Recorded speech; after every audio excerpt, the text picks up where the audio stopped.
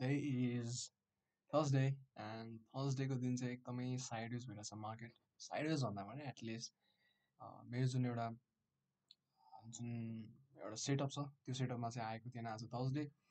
Now let go to the higher time frame and let me go to the month chart and month चार्टमा गएर हेर्नु भने चाहिँ अब मन्थ क्लोज हुनलाई चाहिँ लगभग लाइक फ्राइडे क्लोजिङ हुन्छ मेबी अब लाइक मन्थको एफिजी क्रिएट गरेर छ मार्केटले होइन month ka FEG create kara. So this is monthly FEG and let me go for this is the monthly FEG that I can see and I'm go to the weekly and weekly ma gaera हेर्नु भने चाहिँ हाम्रो last वाला चाहिँ जुन यो overlapping को part छ एउटा चाहिँ हाम्रो यो overlapping को पार्ट छ एउटा इम्पोर्टेन्ट एन्ड सेकेन्ड इम्पोर्टेन्ट चिज भनेको चाहिँ हाम्रो यो फर्स्ट लाइन अफ डिफेन्स होइन सो हामीसँग यही नजिकै छ यो लेभलसम्म चाहिँ एकदमै इम्पोर्टेन्ट छ होइन सो यो चाहिँ हाम्रो के छ मन्थलीको एफिजी होला एन्ड यो पनि हाम्रो के छ मन्थलीको एफिजी है ओके एन्ड नाउ अहिलेको कन्डिसन वाइजमा चाहिँ के छ भन्दाखेरि चाहिँ अहिले चाहिँ हाम्रो विकलीको फर्स्ट लाइन अफ डिफेन्स है यो चाहिँ हाम्रो के भयो विकलीको फर्स्ट लाइन अफ डिफेन्स विकलीको फर्स्ट लाइन अफ डिफेन्सबाट म जान्छु के हो त डेलीमा जान्छु र डेलीको फर्स्ट लाइन अफ डिफेन्स भनेको यो लेभल यहाँनिर छ होइन यसको ओके यो लेभलसम्म आएको छ र यसलाई पनि रिफाइनिङ गरेर हेर्ने भने यहाँनिर छ र यहाँनिर रिफाइनिङ गरेर हेर्ने भने यहाँनिर छ सो यो लेभल छ इम्पोर्टेन्ट चिजहरू चाहिँ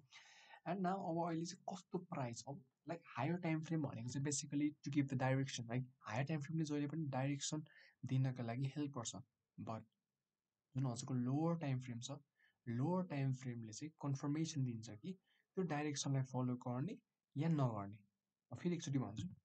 हायर टाइम फ्रेमको डिमान्डेड एरियाबाट कहाँसम्म जान सक्छ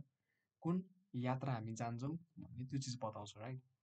जस्तै म एक्जाम्पल दिन्छु जस्तै म यहाँबाट चाहिँ म चितवन जान ट्राई गरेको छु अरे जस्ट बाइकमा राइट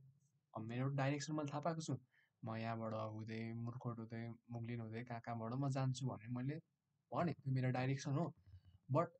त्यहाँनिर चाहिँ अब लोवर टाइम फ्रेम भनेको चाहिँ त्यहाँनिर जाँदाखेरि चाहिँ बिचमा हर्डल चाहिँ छैन कहीँनिर बाढी पहिरहेको छ कि केही छ कि होइन त्यो चिज पनि हुन्छ नि त राइट हो त्यो चाहिँ के हो त लोवर टाइम फ्रेमले काम गर्छ कि अब आजको कन्डिसन वाइजमा के छ भन्दाखेरि हिजोको यो पिओमा ट्याप इन गऱ्यो बट हामीसँग यहाँ हर्डल थियो कि नै राइट हामीसँग हर्डल त छ यहाँ ट्याप इन गऱ्यो मुनि आयो अब यहाँनिर हामीसँग के छ यहाँनिर एउटा ब्रेक यो अर्डर लक बाँकी छ है जुन हल्का सानो एफिजीहरू बाँकी छ जुनमा चाहिँ जान सक्छ बिकज विक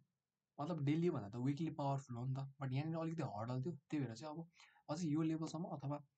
मेबी यो लेभलसम्म पुग्न सक्छ कि मार्केट होइन दुईवटा लेभल छ हामीसँग है जुन चाहिँ एउटा यो लेभल यो एउटा एफिजी बाँकी छ र एउटा चाहिँ यो हाम्रोसँग हल्का एफिजी बाँकी छ जुन तोड्नको लागि है त एन्ड देन त्यसपछि म गएँ फोर सर्टमा है फोर सर्टमा गएर हेर्नु कुनै पनि बाइङको डिफेन्सिभ छैन कि होइन कुनै पनि बाइङको डिफेन्सिभ छैन जस्ट एउटा यो लेभलको एरिया छ एउटा यो होल एरिया त्यसपछि यहाँनिर हामीले हेर्ने भने एउटा रिफाइनेसन एउटा यो हाम्रो के छ रिजेक्सन अर्डर भयो है यति मात्र छ हामीसँग अरू कुनै पनि पिडिएस केही छैन अब त्यसपछि चाहिँ फाइनली के छ यो लेभलमा चाहिँ मार्केटले के गर्छ यहाँनिर रिजेक्सन अर्डर भयो यसको मिन थ्रेसोल्ड भन्दा मुनि आएको छैन र त्यसपछि यहाँ के दियो हजुर सेकेन्ड डिस्ट्रोय दियो मार्केटले होइन अब मैले चाहिँ के सोचेको थिएँ भन्दाखेरि चाहिँ आजको दिनमा चाहिँ मार्केट चाहिँ इफ यो लेभलमा आउँछ भने चाहिँ बाई गर्छु भनेर सोचेको थिएँ अब काउन्टर ट्रेन्ड लिन सक्छौँ हामीले काउन्टर ट्रेन्ड यो लेभलबाट हामीले सेलिङको लागि हेर्न सक्छौँ है यहाँबाट काउन्टर ट्रेन्ड लिन चाहिँ सक्छौँ बिकज के भएको छ भन्दाखेरि मार्केटमा चाहिँ हजुरको सेकेन्ड डिस्ट्रोय भएको छ क्या यहाँ हाई लो हाई यहाँ के छ सेकेन्ड डिस्ट्रोय भनेको छ है अब मार्केट माथि गएर चाहिँ यहाँ के छ एक्युमुलेसन म्यानिपुलेसन र डिस्ट्रिब्युसन त्यही मात्र त हुने हो होइन अब अहिले नै इन्ट्री मिल्ला जस्तो छ है गाइस अहिले नै इन्ट्री मिल्ला जस्तो छ है हजुरको अगाडि नै मैले इन्ट्री लिन सक्छु है बिकज यस कुरा के हो ओभरअल डाइरेक्सन बियरिस थियो होइन ओभरअल त भएन सरी डेलीको हिसाब र फोर चार्टको हिसाबले चाहिँ माइनर यहाँसम्म करेक्सन आउन सक्छ कि भन्ने चाहिँ मैले देखेको थिएँ बिकज यो डेलीको एफिजी ट्यापिङ गरेको थियो र यहाँनिर चाहिँ हाम्रो के हो त फोरको एफिजी बनेको छ सो अब हेरौँ मैले काउन्टर ट्रेन्ड लिन्छु अथवा यहाँनिर कुनै पनि एउटा दिन्छ भने म लिन्छु होइन जस्तै 5 मिनट चार्टमा यहाँ कुनै पनि